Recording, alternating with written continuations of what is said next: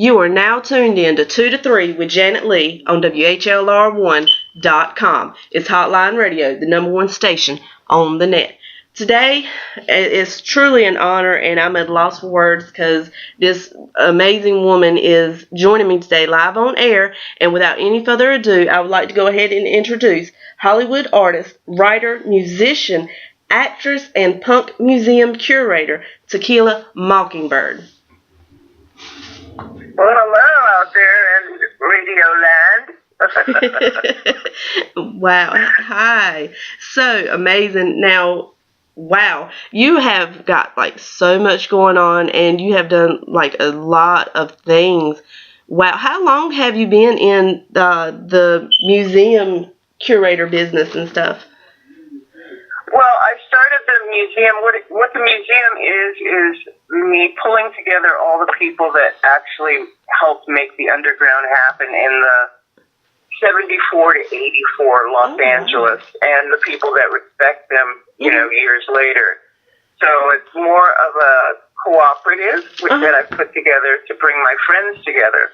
Wow. And so that's how it started. And it started 5 years ago with me doing art gallery shows, but before that, Exene had a store called You've Got Bad Taste, and she had one display case in there that had old stuff in it, like Darby Crash's bracelet, or X's hairband, or, obscure things. And so it made me think of a punk museum in the future, and that's what we're doing now. Oh, okay. Well, that's amazing. I've actually went to the website that you have, the LA Museum, Punk Museum website, and y'all got amazing things up there.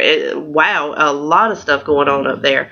And actually, coming up March 16th, you're going to be doing the Punk Museum Film Festival. Can you tell our listeners a little bit more about that? Yes, that's our first film festival. I've been planning to do this for 5 years, and it's finally happening. I'm working in conjunction with Beach Dancer Films, which is in Venice, and the woman that I'm working with, Sandy West, she has the Venice Film Festival, the Marina del Rey, the Silicon Valley, and the Culver City Film Festival. Oh, wow. And I came to her with the Punk Museum and said, I think we should do this. And so we're doing it at a place called Beyond Baroque, which is a very famous arts kind of city-funded art museum in Venice. And X actually started there. So it's kind of back to the home of punk.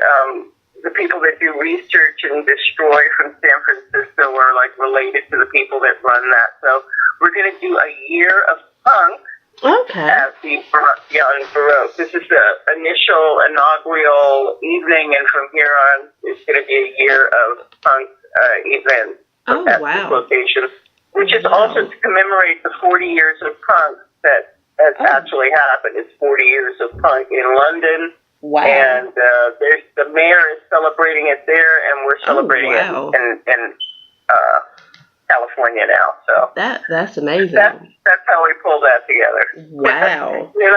I'll be showing L7's new movie, which is called Pretend That You're Dead. It just came out. Oh, wow. And L7, they're like old friends of mine. I love them so much. They're so great, the best girls in the world. And they can really rock out, you know. Wow. So it's the L7 movie. I'm showing Dave Markey's Desperate Teenage Love Doll. I'm showing some Venice footage that was shot in 77 that I scored musically. A movie called Punk You that they're working on that's pretty fun. The Susie Quattro trailer, which is coming out of Australia because we're making a Susie Quattro documentary. The Lemmy statue documentary. There's so much great art. And my band Sonic Utopia is going to play, which is myself and a theremin. I do punk opera. So. Oh, wow. Amazing. Wow. Yeah. Wow, that sounds like that would be amazing to listen with the punk opera. I've never even heard of that. Amazing. Well, so it'll be fun. I'm sure we'll make it fun for everybody. And the place is also a bookstore, so I'll have a lot of the punk books that I've had signed for the museum over the years, so people can have like a reading room. Wow. We have a theater. It holds 99. Mm-hmm. So it's like, people are already RSVPing for that. Oh, wow. And so, yeah, it's kind of all-encompassing. Eventually, I know we're doing it for a year there, but we're becoming part of the Chamber of Commerce in Venice. Oh, okay. Thanks to Sandy West. And they're very, very much involved in, they love punk rock because it was a part of the community. Mm-hmm. Like Mike Watt and the Minutemen came from there. Oh, and the reason I started the museum is because Darby Crash asked me not to let punk rock die. Right. And so I did that as I promised Darby. So I started out doing this I started out in punk rock probably 74 when I was hanging around with the Dolls and all the New York rockers. They had told me about the Sex Pistols coming over and such. Oh, wow. So just kind of I ended up in the circle, and then I ended up booking something called New Wave Theater, which was the first punk rock TV show that was on Night Flight, and it was pre-MTV. Oh, okay. So we discovered and put on TV X, the Blasters, the Go-Go's, Black Flag, Fear, oh my goodness, Castration Squad, you name it. The first generation. Yes. So if you ever want to see any of the footage from that, all you have to do is go to YouTube and look for New Wave Theater. And my friend Peter Ivers, who died or was murdered actually. Oh God, I'm sorry. He hosted it, and it was fabulous. And yeah, I'm gonna have to check that out. Everything was roses until John Belushi and his nuclear powered cocaine came into the picture. Right. Yeah. Wow. I'm gonna have to check that YouTube out. Yeah. Yeah, that sounds like it's fun and interesting and stuff. Now, what is because I listen to all different types of music, and I really don't know if I've heard of punk rock music. What is the difference between the punk rock and just alternative rock or rock and heavy metal and stuff? I think rock and roll in general is about getting in bed with girls, basically. Okay. And I think that punk was putting political content to music. Okay. Wow. Yeah. Okay. Now, and you said you've been... So you become like a newspaper for the time instead of just talking about, oh, my baby, she left me, blah, blah, blah. Right. Okay. Yeah, it sounds like it'd be more... Yeah, because I really don't prefer the ones about just trying to get with somebody and things like that. So, yeah, I'm going to have to tune in to more a little bit of the punk rock to listen to the political sides and stuff of it and actually have some meaning to it. So, yeah. Yeah, a little bit more than, oh, baby, oh, baby, oh, baby, that they sell us on a mass level. Right. Yeah, now... kind of like hypnotism. Yeah. Now, you're also a writer. Can you tell people about that? How long have you been a writer for? I've been writing since, I guess, 1980. But I write articles for magazines. So I wrote for Venice Magazine, Industrial Anarchy Magazine, tons of local newspapers. I still write for LA Beat and Hollywood Times. It's just I'm kind of like a cultural reporter. Oh, okay. And a historian, Right. There's some really great footage of my interview with Lemmy on YouTube under Lemmy at the Rainbow. And there's 4 episodes of me interviewing Lemmy, and it's some of my best work. I'm gonna have to check that out. And my best friend back in the day, was Nina Hagen. So we all ran around together. That's the beauty of it. It was like punk was such a small. What it was a small community of people that were like-minded. Right. Okay. Now, with your style, because I've seen your photos and different things, and with the Punk Museum and things like that, your style is unique. What type of style would you say you have and that you try to bring? My personal style, I don't know. I change a lot, so I'm very much the chameleon. I'm kind of like a black girl David Bowie, as far as changing my image all the time to my mood, because everybody has different moods and should be able to be whoever they want to be at the moment, you know. Okay. Now, you were actually... style. Yeah, I actually like your style. It's unique, and I like the fact that you switch it up and you change it, and you're not. A lot of people are scared to show certain styles that you've shown and stuff, and I like that about you. So yeah, don't ever change that. That's awesome. Yeah, awesome. Thank you, Janet. You're so welcome. Now, you're an actress as well. Can you let the listeners know different things that you've acted in? I think probably like the most fun one was Batman Forever, where I play a bass player in a Niatech band. I have like this neon bass that I'm playing. I'm kind of like a girl Jimi Hendrix. Oh, okay. Neon fluorescent dreadlocks. Another great part was like for television.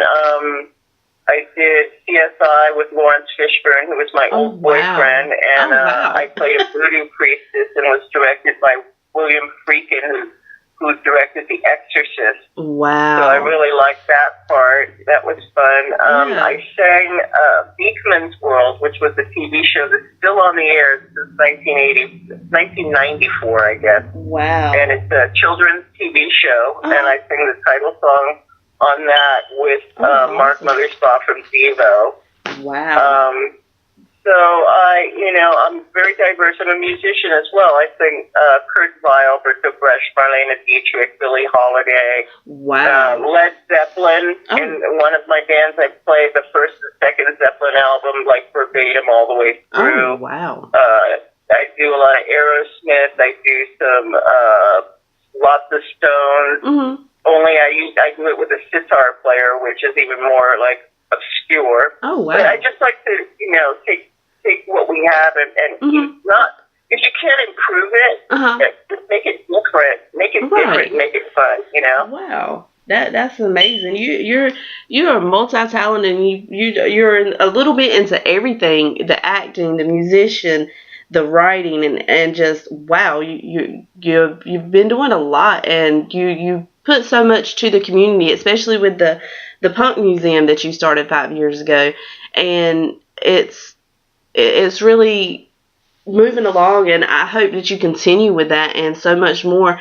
And how does it feel to start getting ready to do your first festival with it? Oh, my first film festival, I'm really excited because I know that there will be more. We've already been offered something in England. I have a LA Punk Museum, New York Punk Museum, Berlin Punk Museum, London, Las Vegas, and they all the information that comes through a couple of us that run all these about what's going on in the cities that pertain to punk, we post on Facebook. Wow. So each one of those cities have their own kind of outlet, and whenever there's something really great written about New York, we make sure that they hear about it. Wow. And so I thought, why, you might as well do it all. So that's what we've done with this. So on Facebook, you can go to any of those punk museums. Okay. As a matter of fact, Johnny Rotten opened the Icelandic Punk Museum now. Oh, wow. So, wow, yeah, so it has moving right along with it. Starting to influence people as a community, a place where we can be together. Okay, now with the artwork and things like that are at the museums, is there any way for fans and things like that to be able to purchase artwork and stuff? Yes. I think through Beyond Baroque is going to be, we're setting that system up. I also have a place in Pasadena that's showing our work right now called Meow Meows, and I suggest that you go there if you want to buy punk art, because we have a lot of art up, and we also have, they have every kind of clothing that was punk in the place. So it's Meow Meows in Pasadena on Facebook. Okay. And you can and check that out, because that's a really great store that has pretty much everything reasonably priced, and she can mail it out to you. Wow. Now, I don't personally have, I don't really sell anything because I'm a museum, but I'm putting together the gift shop. Okay. So if you look at the LA Punk Museum online, lapunkmuseum.com, you will see the T-shirts, which were designed by Annette Weatherman, who photographed Sid Vicious in 1977. That's our main logo. Okay. And Sid looks great in this picture. He was really having a great time at this time. So there are Punk Museum T-shirts. Then I have Darby Crash hoodies that were photographed by a friend of ours. And we have buttons and we have patches. And just drop us a note on LA Punk Museum or lapunkmuseum.com. And, let us know, because we have tons of art, and it just seems to be a growing thing. I haven't really made it a business. I'm just starting to make it. It's been like, once every couple months we do like a function, and like the first one was, we've had like Glenn Matlock from the Sex Pistols play. We've had the Gears. We've had Bruce Moreland from Wall of Voodoo. We've had Radioactive Chicken Head. We've had Deborah from I Might Like You Better If We Slept Together. All kinds of people come and play the parties we have. Oh, wow. Amazing. So all of that is, online. If you, look at if you Google LA Punk Museum and look at events, you'll find all kinds of events that we've created. We had Martin Atkins from Public Image Limited come and talk about punk, and I've taught at UCLA about punk, and it seems to be, people are interested in it. It took 40 years. But I always knew people would realize how valuable a movement it is to have like a social. What it is when people actually are a newspaper of events, a newspaper of feelings. That's what punk was it told about your core emotions, as opposed to, like I said, oh baby, you look so good, oh you're so fine. Right. Yeah. Now really, you should know. You already know you look good, and you already know you are fine. Exactly. So why do you need a song to tell you that? Yeah, like why don't you sing about, like, can we have some seeds to grow some flowers over there? Yeah. Something that is actually going to mean something. Now, with people that are just, learning about the punk rock or is interested in hearing, what bands or anything could you suggest someone to first start listening to hear the music of punk rock? Well, I suggest everyone have a look at a TV show called New Wave Theater on YouTube and see what it was like when punk first started blooming. I would suggest that they look at early Sex Pistols work. I would suggest the New York Dolls, which I think were glam, but they were so outrageous they inspired punk. I think that's how that worked out. And, not everybody was a bad boy in punk. That's why you don't hear about the good boys. So, now, throughout your career, and especially with the punk rock and being involved in that, has there been any, and even with the punk rock or with yourself, has there been any trials or tribulations that you had to go through to get where you're at today? Well, yeah, I mean, not everybody was into what I'm into. So I happen to be black too. So I get my share of drama from people who are unenlightened. Right. Okay. Wow. Now, through because I'm pretty sure you've seen a bunch of performances and you've even performed with people and things. What is one of the most memorable moments that you have through your career? I had a band called Trouble for Nora, and I got to play with Mitch Mitchell from the Jimi Hendrix Experience. Oh, wow. And he was my drummer for a year, I felt really good about that band. There's a little bit of it on YouTube. Okay. I would think that's good. And then last night was pretty good because I'm hanging out at the Directors Guild, and I think I'm probably going to be a director next. Oh, so awesome. I'm working with Chris Morrissey on a project soon. Oh, great. And I'm looking forward to that because he is a wonderful director. Yes. And I think between the two of us, we could carry out some amazing episodes of screenware. Okay, yeah, I think that's gonna be. I'm ready for y'all to start working on it and come out with something. I'm ready to see that because you and who you are and things that you've done throughout your career. I think you and paired with Chris Morrissey's work and stuff. I think y'all could actually really come up with something grand, and it's going to be amazing. And I'm ready to see that. That's good. We'll definitely make sure you know when we get it together. Yes, we're working on it. We're talking about it now. We're in pre-production as far as discussing doing a project. So we've decided to do it.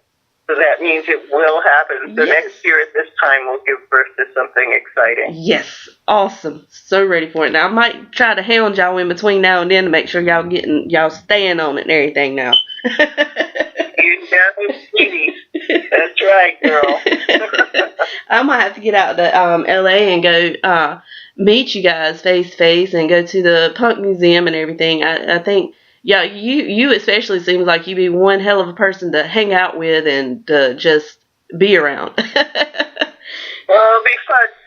The Punk Museum was in a gigantic location downtown. They sold the building for $8 million. Oh, wow. So I've done splinter events now. Mm-hmm. So I have art up at a place called E.B.'s Bar in the Farmers Market on 3rd and Fairfax, which is a really straight location. Okay. The bar is really great. It's a beer and wine bar, and I have David Worth, who is Johnny Rotten's favorite cartoonist. I have all his work up. And he'll also be in my show on the 16th. Then downtown at a place called Happy's Pizzeria, I have a punk museum install of Tom Nees. And Tom Nees shot the 90s punk rock people like early Chili Peppers, Texacala Jones, early Billy Zoom, MIA, DOA, The Mentors, all the bands like that. Wow. And I have some Anthony Alice gang up there, and he's like famous for these crazy 50s cats and kind of lowbrow art, which is pretty cool. And then I have another location, which is the place in Pasadena called Meow Meows, which is the place I suggest you Meow Meows in Pasadena, which has all kinds of punk rock accoutrements, and all you have to do is like look on their page, and they have a site where you can buy and I presume sell. They actually buy. So have a look at all those locations. Most definitely. And then I'm doing this Beyond Baroque location March 16th through the 18th. And I have a couple other galleries coming up. So just look on the website, lapunkmuseum.com, and you will see our up-and-coming events. Oh, the San Francisco Punk Museum is also open, which is at the Parkside. Oh, wow. And that's run by my friend Andre Lambret. Wow. So we're doing all these different projects. And most definitely. Just, keep punk alive. Yeah, most definitely. And there's no better time. Right now, the political state that we're in is almost identical to the state that it was that caused punk rock in the first place. Wow. Okay. Yeah, most definitely going to have to check all of that out, and all the listeners need to be checking everything out. Now, before we get out of here, where can people follow your film festivals and things like that on social media? On social media, I suggest you go to, actually the press will be coming out all over the place as of tomorrow. Oh, wow. But today you can just look at Beyond Baroque or LosAngelesPunkMuseum.com or Los Angeles Punk Museum Official, or look for me, Tequila Mockingbird, TAQUILA on Facebook. Okay. Or it's all over the place, so you're certainly welcome to join us in our little punk rock family in Los Angeles. Awesome. I think all are welcome. Wow. That's the way we feel about it. Yeah. You know, no skinheads allowed on this particular journey, but I love Oi myself because I grew up with, like, bad manners and all those kind of kids being my best friends. Wow. Now, are there any shout-outs you'd like to give? I want to shout out to Chris Morrissey, my future partner in crime. Shout out to Janet, who's my new partner in crime. And shout out to everyone out there for being who you are and for having good taste to listen to Janet's show. Oh, thank you so much. Now, after the film festival and things like that, you need to come back on the show so you can talk about how everything went and things of that nature. We'd love that. Thank you so much. Great. It was truly an honor to have you on the show, and I will be getting in touch with you soon to get you back on the show after the film festival. Okay, well, thank you, and everybody out there, give yourself a kiss. Yes. Thank you, and you have a great day. You too. Bye-bye, Janet. Bye. That was the multi-talented Hollywood artist, writer, musician, actress, museum curator, lover of punk rock, and just bringing it all back and everything. Be sure to check out Tequila Mockingbird. She's an amazing woman. This first time I spoke to her, but wow, she's real, seems like a real down-to-earth individual and just all-around great person. So be sure to check her out on social media. Be sure to check out the Punk Museum Film Festival on March 16th in Venice. And check out the Punk Rock Museums, the LAPunkMuseum.com for all the information. And yeah, so amazing. We're going to get her back on the show after the film festival so we can discuss how that went down and when the next one and everything will be. And everyone, be sure to stay tuned in to 2 to 3 with Janet Leigh as more amazing guests come on in the following weeks and months and years to come. And look forward to talking with y'all again. May you all have a wonderfully blessed day.